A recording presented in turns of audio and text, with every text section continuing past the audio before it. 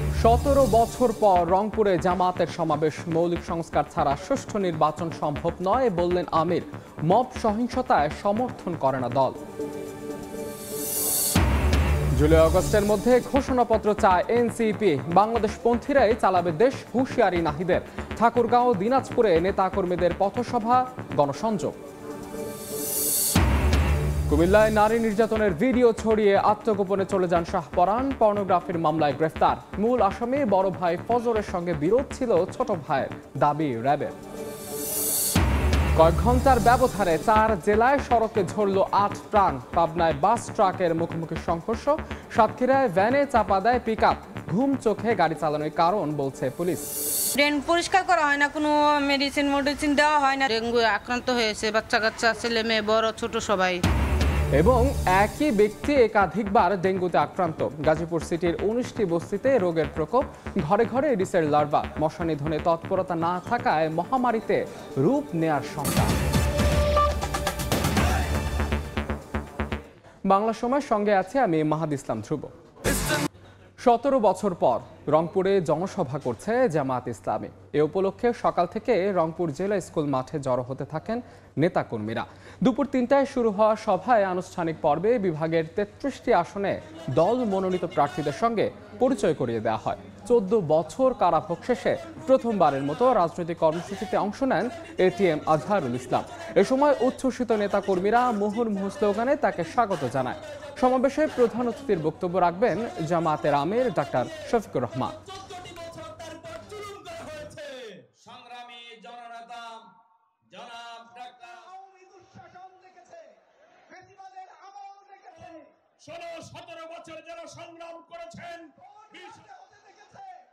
আগামী দিনে একটি সুষ্ঠু নির্বাচনের মাধ্যমে বাংলাদেশের মানুষ ঠিক করবে এদেশে কারা ক্ষমতায় যাবে, কারা প্রধান দল হবে। বাংলাদেশ হবে ফ্যাসিস্ট মুক্ত বাংলাদেশ। এই বাংলাদেশে এমন নেতৃত্ব আসবে যারা হবে সৎ, যারা দক্ষ এবং দেশপ্রেমিক। জামাতের 11 জন নেতা শীর্ষ নেতার বিরুদ্ধে যে আদালত বিচার করেছেন, এই আদালতের বিচারপতি, প্রসিকিউশন, তদন্ত কর্মকর্তা মিথ্যা সাক্ষীদাতাদেরকে অবিলম্বে গ্রেফতার করে বিচারের আওতায় আনতে হবে। নির্বাচনের যতটুকু সময় বাকি আছে, আপনি নির্বাচনকে নিরপেক্ষ করার জন্য মৌলিক সংস্কার, অপরাধীদের বিচার, পিআর পদ্ধতি, স্থানীয় সরকার আগে নির্বাচন দেওয়া, লেভেল প্লেইং ফিল্ডের যত দাবি পূরণ না করে নির্বাচন দিলে এই জাতি সেই নির্বাচন নিরপেক্ষ হবে বলে বিশ্বাস করতে পারছে না। এর আগে নীলফামারীর সৈয়দপুরে সাংবাদিকদের সঙ্গে কথা বলেন জামায়াতের আমির ডাক্তার শফিকুর রহমান। তিনি বলেন, সংস্কার ছাড়া নির্বাচনের পরিবেশ সৃষ্টি করা সম্ভব নয়। জামায়াত মব সহিংসতাকে সমর্থন করে না বলেও জানান আমির। আগে নির্বাচনের পরিবেশ অবশ্যই তৈরি করতে হবে। এই পরিবেশ তৈরির জন্যই সংস্কারের প্রশ্নগুলো এসেছে। আমরা আশা করি যদি বেসিক বিষয়ে, মৌলিক বিষয়গুলোতে কার্যকর সংস্কার হয় তাহলে আলহামদুলিল্লাহ একটা ভালো নির্বাচন হবে। এবং যদির কোনো সুযোগ নাই, সংস্কার করতে হবে, ভালো নির্বাচনও করতে হবে ইনশাল্লাহ। মব আমরা চাই না, আমরা মবের ঘোর বিরোধী। কোনো মব নাই, এবং দেখবেন যে এই সমস্ত মবে জামাতে ইসলামের কোনো কর্মী সমর্থক কোথাও জড়িত নাই। জুলাই আগস্টের মধ্যেই জুলাই ঘোষণাপত্র দিতে অন্তর্বর্তী সরকারের কাছে জোর দাবি জানালেন এনসিপির আহ্বায়ক নাহিদ ইসলাম। ঠাকুরগাঁওয়ে গণসংযোগে তিনি বলেন, শহীদদের আত্মত্যাগ ও জুলাই আকাঙ্ক্ষার ভিত্তিতে নতুন বাংলাদেশ বিনির্মাণে কাজ করছে তার দল।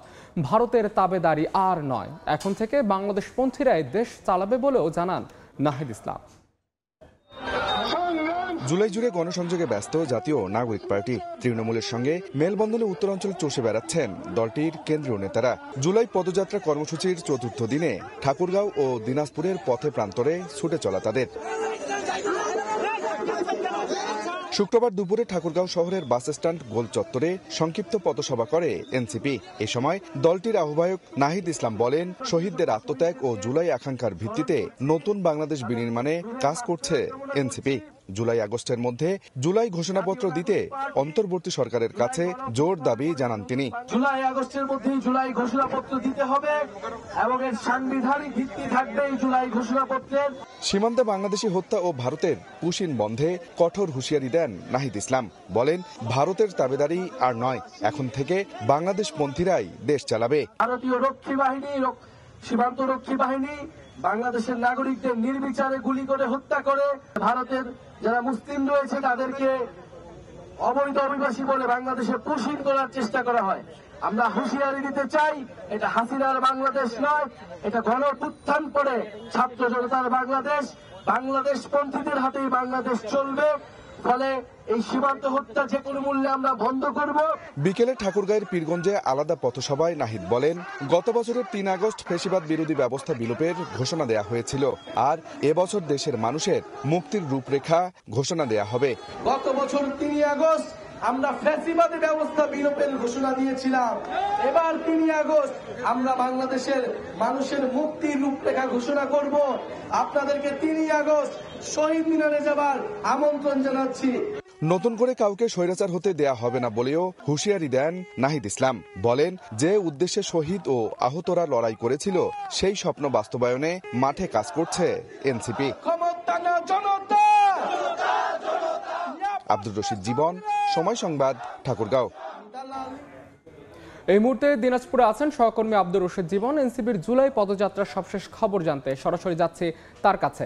জীবন, পদযাত্রা আজকে চতুর্থ দিন এবং এই চতুর্থ দিনে কিন্তু আজকে দিনাজপুরে পদযাত্রা করছে জাতীয় নাগরিক পার্টি এবং এই মুহূর্তে আমরা যেটা দেখছি যে দিনাজপুর বড় মাঠে এই দিনাজপুরের যারা জুলাই অভ্যুত্থানের শুভাকাঙ্ক্ষী রয়েছেন, এই দিনাজপুরের যারা আপামর জনসাধারণ রয়েছেন তাদেরকে সাথে নিয়ে কিন্তু বিশাল একটি বহন নিয়ে পদযাত্রা করছে জাতীয় নাগরিক পার্টি। এবং আমরা দেখছি নাগরিক পার্টির আহ্বায়ক নাহিদ ইসলাম, সদস্য সচিব আক্তার হোসেন সহ যারা শীর্ষস্থানীয় নেতা রয়েছেন তারা কিন্তু সকলেই এই পদযাত্রায় অংশ নিয়েছেন।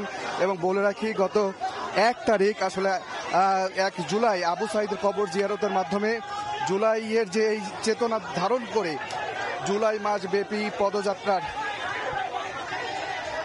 কর্মসূচি হাতে নিয়েছে জাতীয় নাগরিক পার্টি এবং সেই কর্মসূচি কিন্তু রংপুর বিভাগের সবগুলো জেলা প্রায় শেষ এবং এই মুহূর্তে দিনাজপুরে সবশেষ জেলা হিসেবে এই বিভাগের পদযাত্রা করা হচ্ছে এবং পদযাত্রাটি এখান থেকে সার্কিট হাউসের দিকে যাবে এবং সাধারণ মানুষের সঙ্গে মুখোমুখি হয়ে কথা বলবেন এনসিপির শীর্ষ নেতারা। এবং এর আগে জানিয়ে রাখে, আজকের চতুর্থ দিনের কর্মসূচি কিন্তু শুরু হয়েছিল ঠাকুরগাঁ থেকে। শুরুতেই ঠাকুরগাঁ বাস স্ট্যান্ডে কিন্তু কথা বলেছেন এনসিপির নেতারা এবং এরপরে ঠাকুরগাঁও পীরগঞ্জ উপজেলায়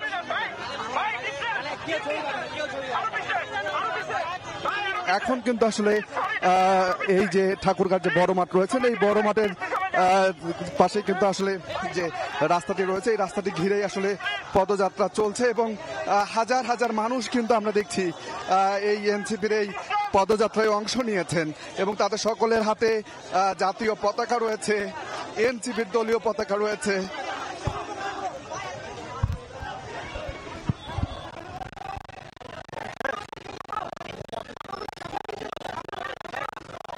মানুষ কিন্তু আসলে এনসিপিকে নিয়ে স্লোগান দিচ্ছেন, জুলাই অভ্যুত্থানের স্লোগান দিচ্ছেন এবং একই সাথে এনসিপির যে জাতীয় প্রতীক সেই জাতীয় প্রতীক নিয়েও কিন্তু আসলে স্লোগান চলছে এবং সাধারণ যারা মানুষ তারা কিন্তু আসলে স্বতঃস্ফূর্তভাবে এই যে পদযাত্রা রয়েছে সেই পদযাত্রায় অংশ নিয়েছেন।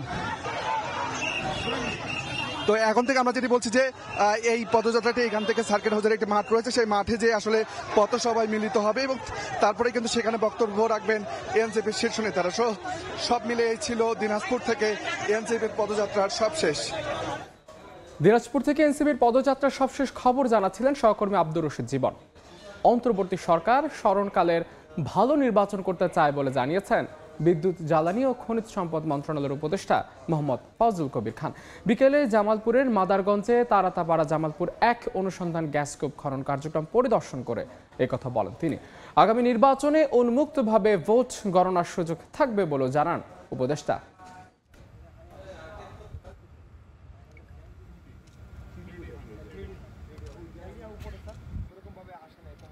স্মরণকালে সবচেয়ে ভালো নির্বাচন করতে চাই। ভালো নির্বাচন মানে কি, আপনি যে ভোটার ভোট দিতে যাবেন তিনি ভোট দিতে পারবেন, বিভিন্ন প্রার্থী যারা পোলিং এজেন্ট তারা ওখানে থাকতে পারবেন, এবং যারা হবে কি বলে যে ভোটের পরে এটা একটা সবার সামনে উন্মুক্তভাবে ভোটের গণনা হবে, এবং যেই আসুক, আমরা তো কোনো দলের না সমর্থক না, তো সুতরাং যেই আসুক আমরা তাকে স্বাগত জানাবো। রংপুর জেলা স্কুল মাঠে জামাত ইসলামের সমাবেশে এই মুহূর্তে বক্তব্য রাখছেন দলটির আমির ডক্টর শফিকুর রহমান। সরাসরি যাচ্ছে সেখানে। কি জানি আপনাদের ভাষায় কি বলে, কোনটা বাহে নাকি কি আমি বুঝতে পারতেছি না, এরকম কিছু। আলহামদুলিল্লাহ। হ্যাঁ, কেমন আছেন বাহে? আলহামদুলিল্লাহ, আলহামদুলিল্লাহ, আলহামদুলিল্লাহ রাব্বিল আলামিন, ওয়াসসালাতু ওয়াসসালামু আলা রাসূলিহিল কারীম ওয়া আলা আলিহি ওয়া সাহবিহি ওয়া আহলি বাইতি আজমাইন।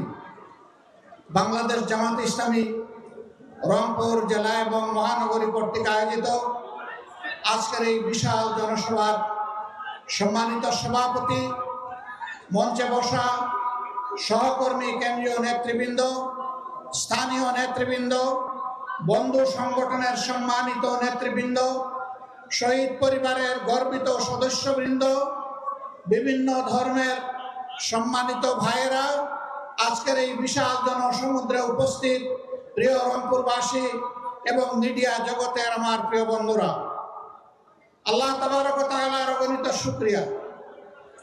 কার্যত দুপুর 2টা থেকেই এই আয়োজন চলছে। প্রখর রোদের মধ্যে চামড়া পুড়িয়ে আপনারা কিন্তু জনসভার স্থল ত্যাগ করেন নাই, আপনারা বসে আছেন। আমি বিশ্বাস করি আজকে আপনারা এসেছিলেন আমাকে দেখার জন্য নয়, আপনারা এসেছিলেন একজন জীবন্ত শহীদকে দেখার জন্য। সম্মানিত ভাইরা, আপনারা জানেন স্বাধীনতার 54 বছর বাংলাদেশ জামাত ইসলামী তার সাধ্যমতো জনগণের সুখে দুঃখে পাশে থাকার চেষ্টা করেছে। জনগণের প্রত্যেকটি ন্যায় অনুগত দাবি আদায়ের জন্য সমান তালে ঘরে বাইরে লড়াই করেছে। এদেশের জনগণের ভোটের অধিকার নিশ্চিত করার জন্য কারো মাথায় যে প্রস্তাবনা আসে নাই, জামাতে ইসলামের তৎকালীন আমির জনাব অধ্যাপক গোলাম আজম রাহিমাহুল্লাহ সর্বপ্রথম এই জাতির সামনে কেয়ারটেকার সরকারের প্রস্তাবনা উপস্থাপন করেছিলেন, যার ভিত্তিতে 91 সালে ওই কায়দায় একটা নির্বাচন হয়েছিল, পরপর আরো 2-3টি নির্বাচন হয়েছে। তারপর থেকে সেই কেয়ারটেকার সরকারকে খেয়ে ফেলা হয়েছে।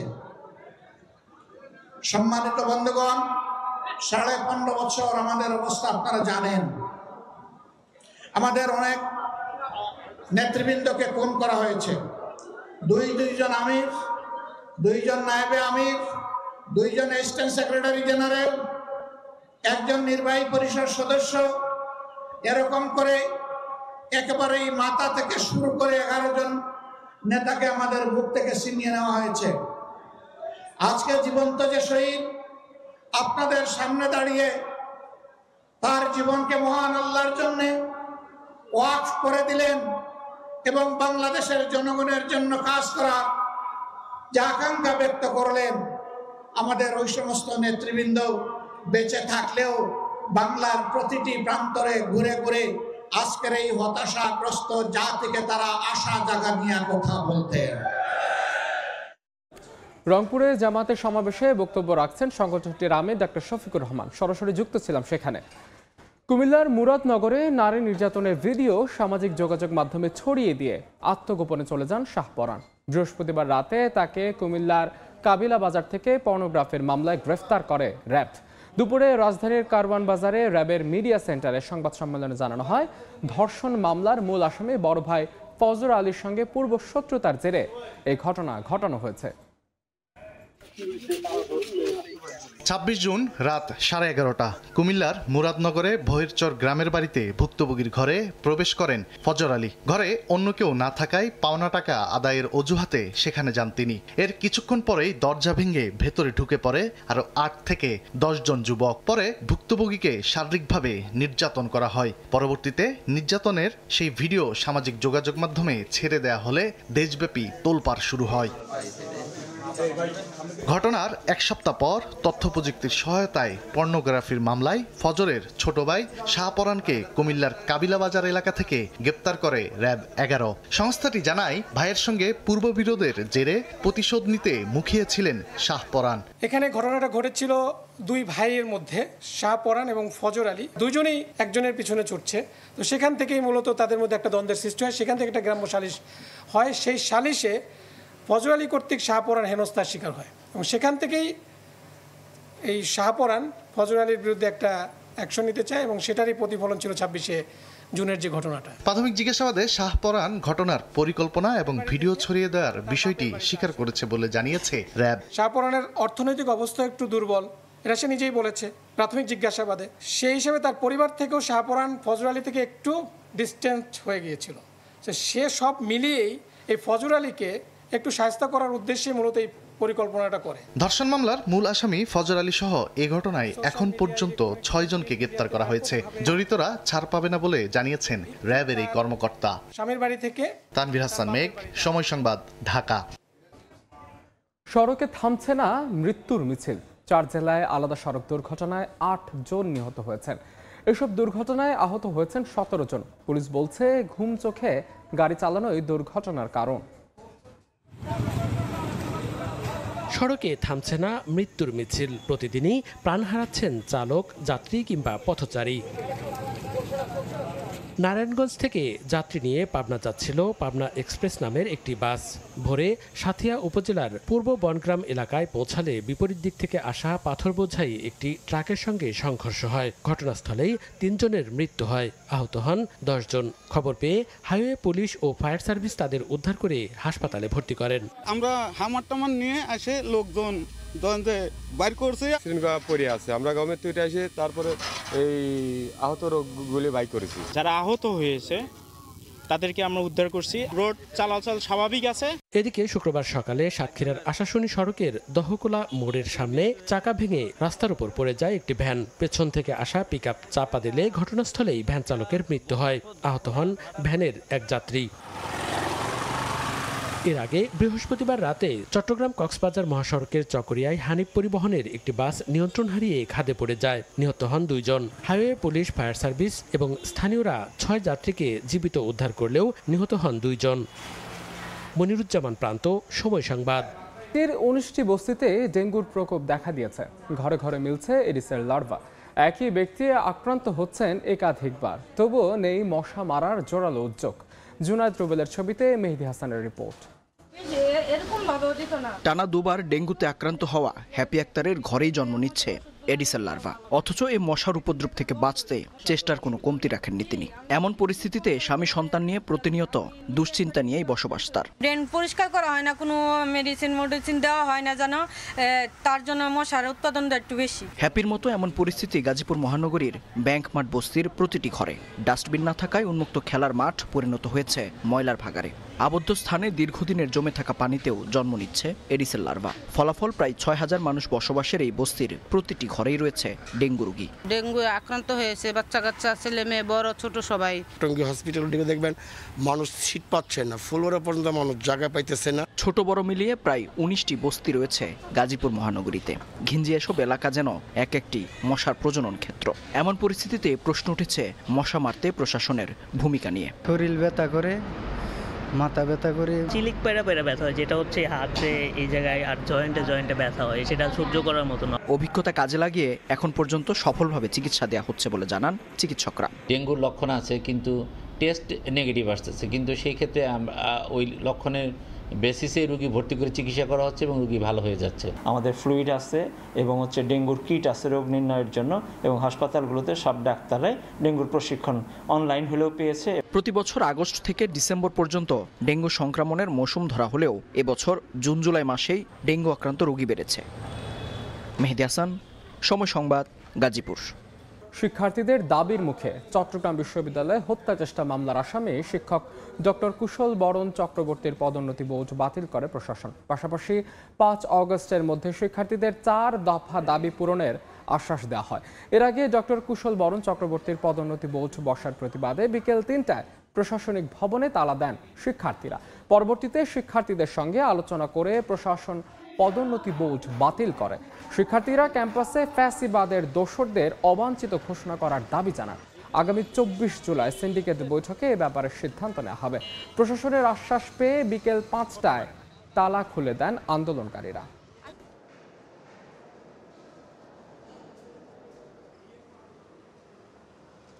ক্যাম্পাসে কর্মকর্তা কর্মচারীরা হাসিনার নামে স্লোগান দিয়েছে 4 আগস্ট, তাদের এখনো কোনো বিচার হয় নাই। যে সকল শিক্ষার্থীরা, যে সকল সন্ত্রাসীরা ছাত্রলীগের শিক্ষার্থীদের উপর হামলা করেছে শহীদ মিনারে, তাদের এখনো কোনো বিচার হয় নাই। 36 জুলাইয়ের মধ্যে এই ক্যাম্পাসে ফ্যাসিবাদের দোসর শিক্ষক, কর্মকর্তা, কর্মচারী, ছাত্র যারা বিভিন্ন সন্ত্রাসী কার্যকলাপে জড়িত ছিল তাদের বিচার করা স্যাররা আশ্বস্ত করেছেন। এদের বিচার আগামী 36 জুলাইয়ের মধ্যে করার জন্য তাদের দাবি ছিল। আমরা প্রশাসন একাত্ম হয়ে আমরা বলেছি যে আমাদের পক্ষ থেকে সর্বাত্মক চেষ্টা করা হবে। দেখছেন বাংলা সময়। রাজবাড়ীতে চলতি বছর পাটের আবাদ লক্ষ্যমাত্রা ছাড়িয়েছে। বর্তমানে পাট কাটা ও জাগ দেয়ায় ব্যস্ত সময় পার করছেন কৃষকরা। তবে সরকারের পক্ষ থেকে পাটের যৌক্তিক মূল্য নির্ধারণের দাবি তাদের। আশিকুর রহমানের রিপোর্ট।